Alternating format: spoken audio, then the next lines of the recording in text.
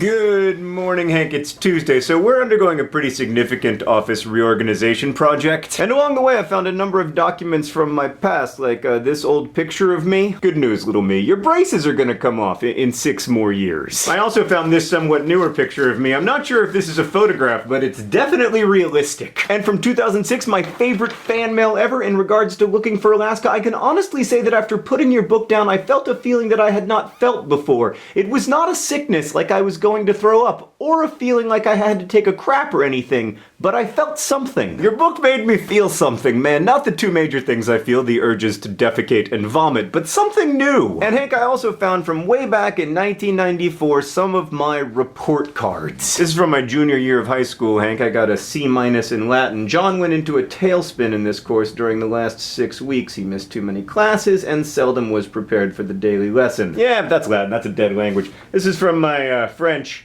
Got a B- in French, not to brag. It's safe to say that John underachieved this year. American history, I got a B. John managed to get to class more often during the final trimester and his grade came up a bit. I don't know, is it necessary to say a bit?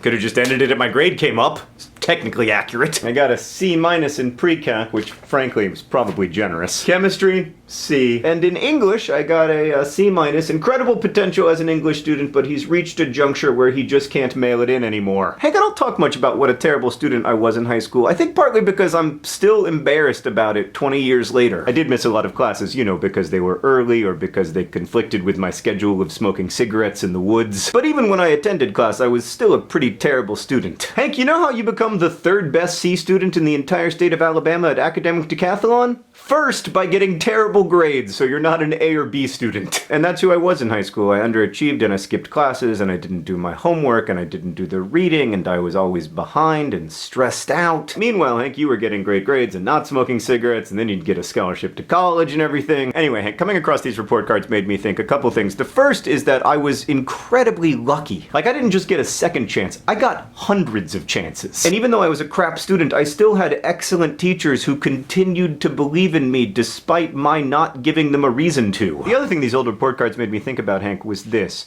High school is not destiny. It's part of life, but I feel like when you're in high school, people act like it's the most important thing you'll ever do, and like the whole course of your life is being decided. But at least so far as I can tell, the course of your life isn't decided, ever. Most of the time, it's not like there's like one fork in the road and you choose one or you choose the other. There are hundreds of forks in the road every day that you're alive. College is also not destiny. For the record, I was a much better college student than I was a high school student. Also, your 20s are not destiny. Your 30s are not destiny. Like, destiny is not something that happens all at once. It's something that happens only in retrospect. Hank, when I was in high school, I thought I was just kind of a screw up, you know? But in the end, Hank, people aren't just one thing. Like, I was a screw up, but I was also a pretty good reader. And looking at those old report cards, I just want to thank my teachers for knowing that I wasn't just a screw up, even when I didn't know it.